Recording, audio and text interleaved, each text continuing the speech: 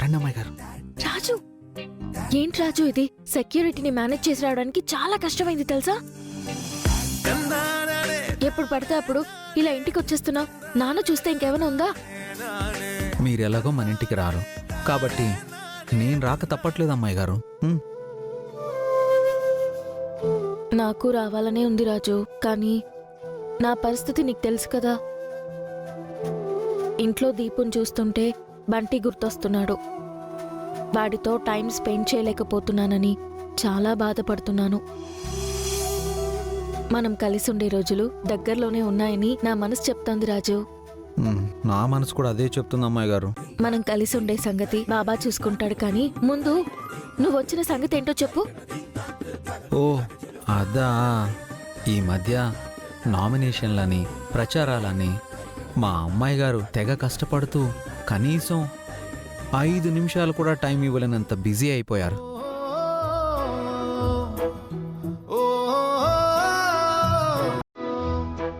అందుకే మిమ్మల్ని చిల్ చేద్దామని మీకు ఇష్టమైన పానీపూరి తీసుకొచ్చాను. పానీపూరియా?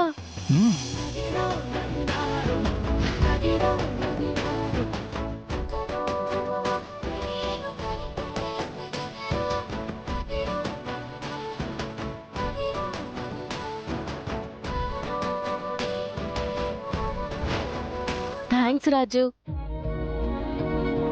నా ఇష్టాల్ని నేను మర్చిపోయినా నువ్వు మాత్రం మర్చిపోవు. మర్చిపోలేను అమ్మాయి గారు. మీరే మీ పనుల్లో పడి మీ ఇష్టాలని మర్చిపోతున్నారు. లేదు రాజు, నేనేం మర్చిపోలేదు. నాకిష్టమైన నిన్ను ప్రతి క్షణం తలుచుకుంటూనే ఉంటాను. నాకిష్టమైన మన బంటిని ప్రతి క్షణం తలుచుకుంటూనే ఉంటాను. అమ్మాయి గారు, మిమ్మల్ని చిల్ చేద్దామని నేను అనుకుంటుంటే మీరేంటి అమ్మాయి గారు ఎమోషనల్ అయిపోతున్నారు? పానీపూరి లేట్ అయిపోతే అస్సలు బాగోదు. ఫ్రెష్గా తినాలి.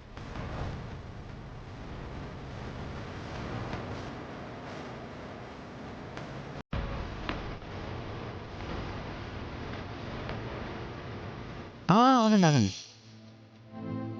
నేను తినిపిస్తాను.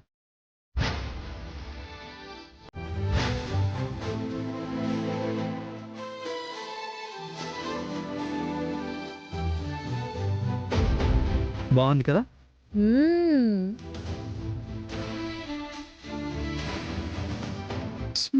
సూపర్, చాలా బాగుంది రాజు. అందుకే కదా అమ్మాయి గారు తీసుకొచ్చాను. నీకు మాట చెప్పనా రాజు? చెప్పండి అమ్మాయి గారు. నాకు ఆ కోటలో అమ్మాయి గారిలా ఉన్నప్పటికంటే నీతో ఇలా ఉంటూ రోడ్డు పక్కన దొరికే ఈ పానీపూరీలు తింటూ ఉంటేనే చాలా హ్యాపీగా ఉంది. అయితే రోజు పానీపూరి తీసుకుని రమ్మంటారా అమ్మాయి గారు? హా?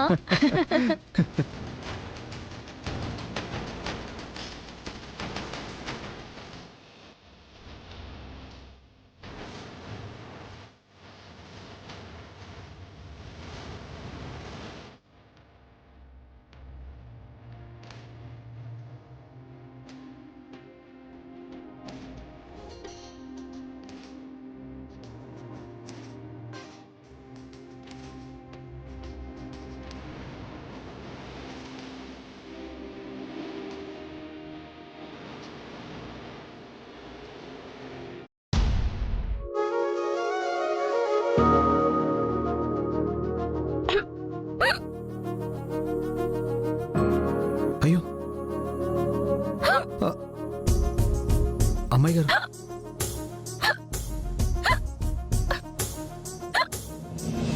అయ్యో వాటర్ తీసుకురావడం మర్చిపోయాను అమ్మాయి గారు. ఇప్పుడు ఎలా? అయ్యో,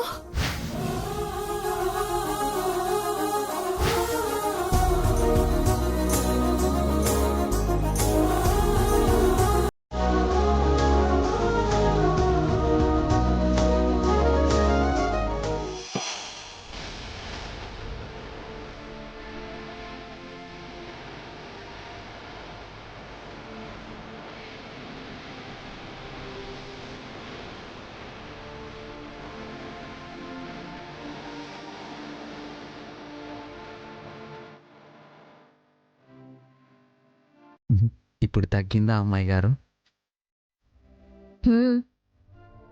తగ్గింది రాజు.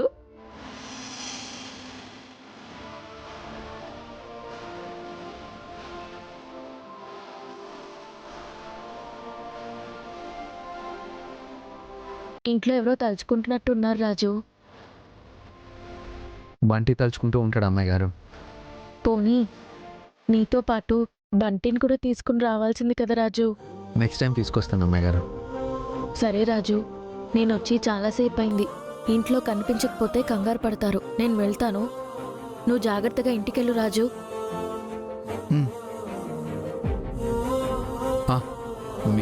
రేపే ఎలక్షన్స్. మీ బాబా గారికి చెప్పండి, ఆయన గారి దయ మా అమ్మగారి మీద కొంచెం ఉంచమని. కొంచెం దయ కాదు రాజు, మొత్తం దయ అమ్మ మీదనే ఉంచమని చెప్తాను. ఇంకెళ్తాను, వెళ్ళు రాజు. వెళ్ళు రాజు, వెళ్ళు. వెళ్ళాలనిపించట్లేదు అమ్మాయి గారు. సరే, నేనే వెళ్తాను. బాయ్. అమ్మాయి గారు,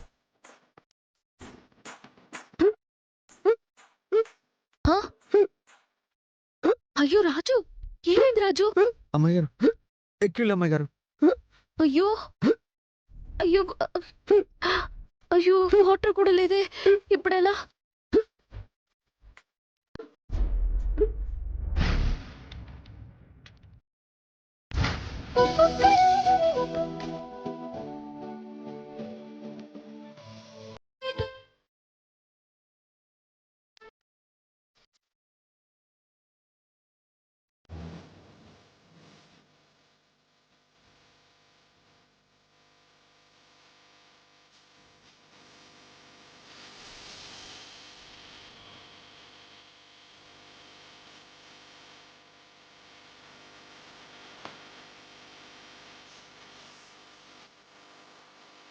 తగ్గిందా రాజు? తగ్గింది అమ్మాయి గారు.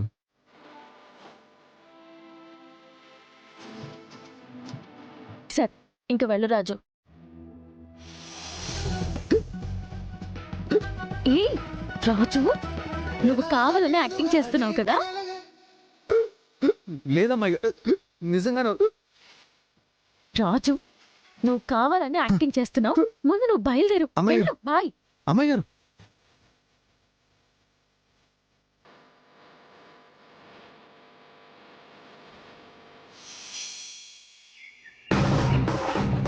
సూర్యప్రతాప్ గారికి జై, విజయాంబిక గారికి జై, సూర్యప్రతాప్ గారికి జై, విజయాంబిక గారికి జై. బాబా, ఈరోజు ఎలక్షన్ రిజల్ట్స్. మా నాన్న ఈ రాష్ట్రంలో ఎక్కడి నుండి పోటీ చేసినా గెలిచి తీరుతారు, అందులో ఎలాంటి డౌట్ లేదు. ఇప్పుడు నేను మిమ్మల్ని వేడుకుంటుంది మా అమ్మ గెలుపు కోసం. మా అమ్మ గెలవాలి బాబా, గెలవాలి.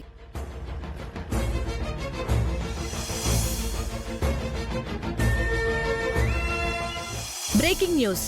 మరి కాసేపట్లో మొదలవబోతున్న ఎన్నికల ఫలితాలు చూస్తూనే ఉండండి.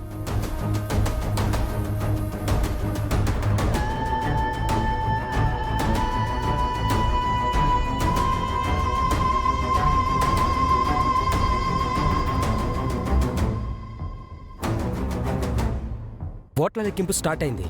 అన్నయ్య ఇంకా రాలేదేంటి?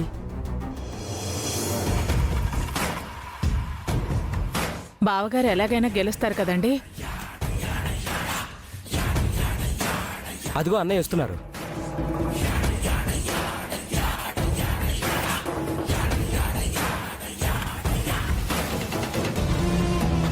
ఈసారి ఎన్నికలు చాలా రసవత్తరంగా జరిగాయనడంలో ఎలాంటి సందేహం లేదు.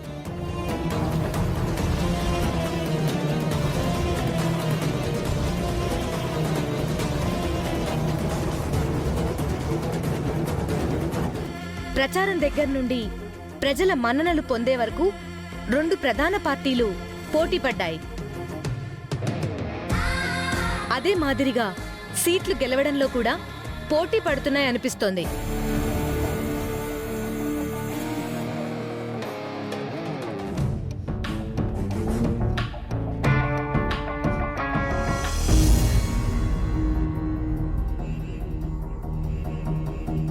తమరేటి కంగారు పడకండమ్మా.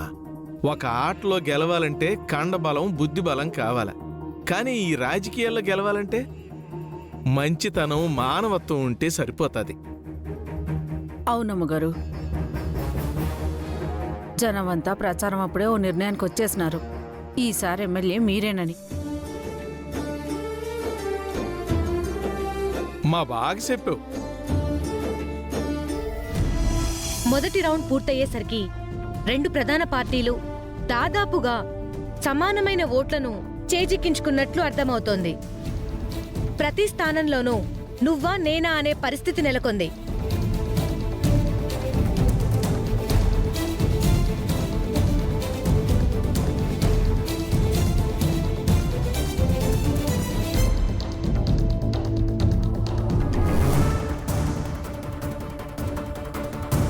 మొదటి రౌండ్ పూర్తయ్యేసరికి సూర్యప్రతాప్ గారు 2000 మెజారిటీతో ముందంజలో ఉన్నారు.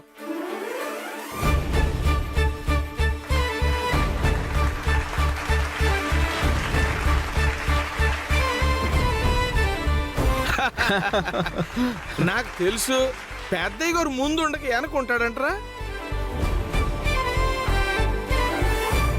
రెండో రౌండ్ పూర్తయ్యేసరికి సూర్యప్రతాప్ గారు 4000 ఓట్లతో వెనుకంజలో ఉన్నారు.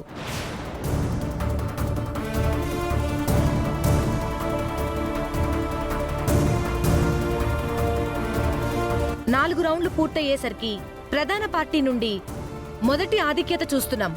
అది కూడా గాంధీనగర్ నియోజకవర్గం నుంచి పోటీ చేసిన స్వతంత్ర అభ్యర్థి శ్రీమతి విరూపాక్షి మీద శ్రీమతి విజయాంబిక ఆధిక్యంలో ఉన్నారు.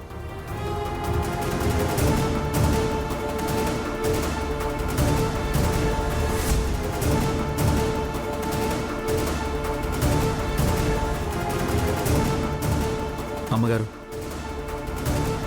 ఇప్పుడే ఓట్ల లెక్కింపు మొదలైంది. ఇంకా చాలా రౌండ్స్ ఉన్నాయి. ఆ విజయాంబిక గెలిచే ప్రసక్తే లేదు. గెలిచేది మీరే.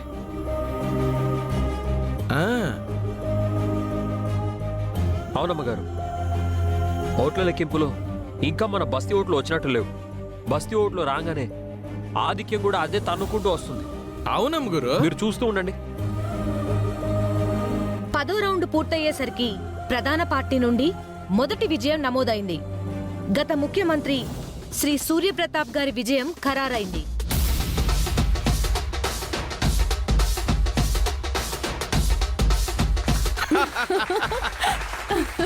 ఐగురు ఎక్కడి నుంచున్నా గెలుస్తారు. ఐగురా మజ్జాక.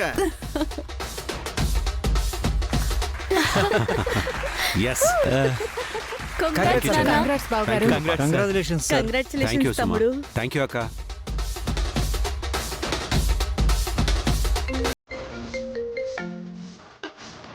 హలో, యా, థ్యాంక్ యూ అండి. Thank you so much.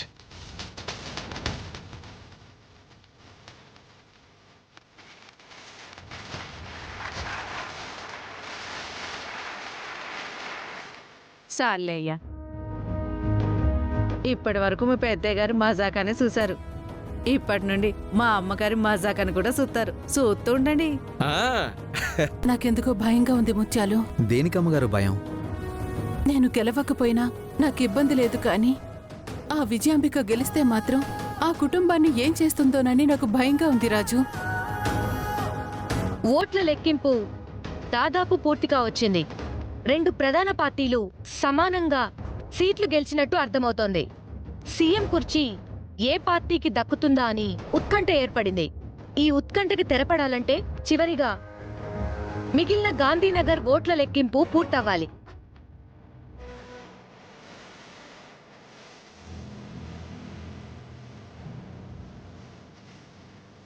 భగవంతుడా, నన్ను గెలిపించు తండ్రి. అక్క, నువ్వేం టెన్షన్ పడకు. ప్రజా తీర్పు మన వైపే ఉంటుంది.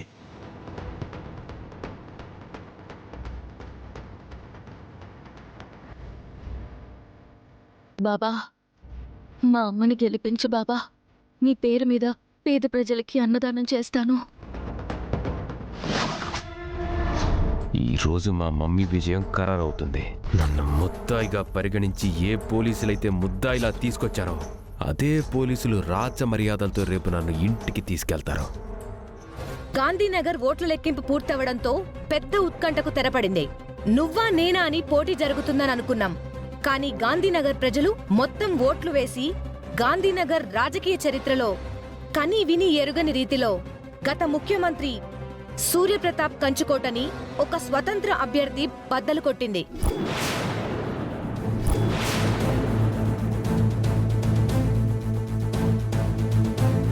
ప్రధాన పార్టీ అభ్యర్థి విజయాంబిక గారి మీద స్వతంత్ర అభ్యర్థి విరూపాక్షి గారు 60,000 ఓట్ల మెజారిటీతో గెలుపొందారు.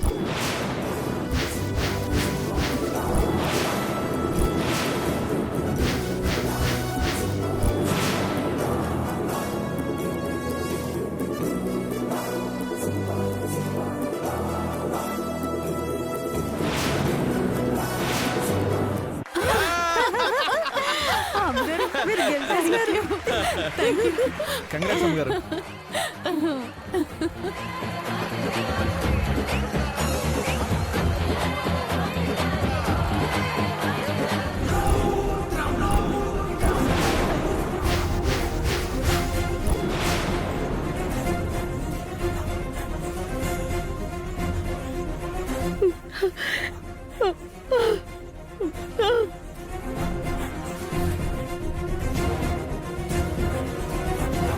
ఇప్పుడు రెండు ప్రధాన పార్టీలకి అసలైన సవాల్ ఏర్పడింది. రాష్ట్రంలో ఉన్న 119 అసెంబ్లీ స్థానాల్లో ఇరు పార్టీలు చెరో సగం అంటే 59 స్థానాలు కైవసం చేసుకున్నాయి. ఒక్కరు మాత్రమే స్వతంత్ర అభ్యర్థిగా నిలబడి విజయం సాధించారు. ఆ ఒక్క స్వతంత్ర అభ్యర్థే ఇప్పుడు సీఎం ఎవరు అనేది నిర్ణయిస్తుంది.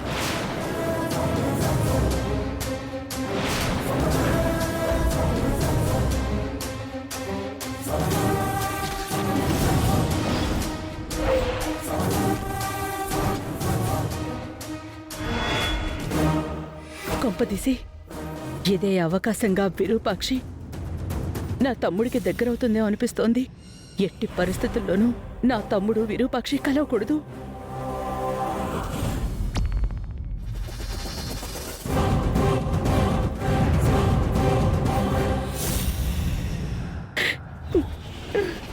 అక్క బాధపడకక్క.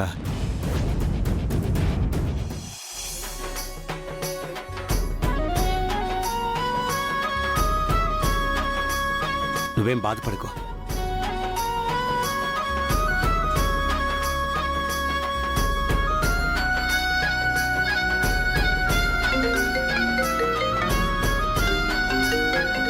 అమ్మగారు, అమ్మాయి గారు ఫోన్ చేస్తున్నారు. రూపా, అమ్మా కంగ్రాట్స్ అమ్మా. థ్యాంక్స్ అమ్మా. సూర్య ఎలా ఉన్నాడు? నేను గెలిచానని కోపంగా ఉన్నాడా? అదేం లేదమ్మా. అమ్మా ఒకసారి ఫోన్ రాజుకిస్తావా? సరే రాజు.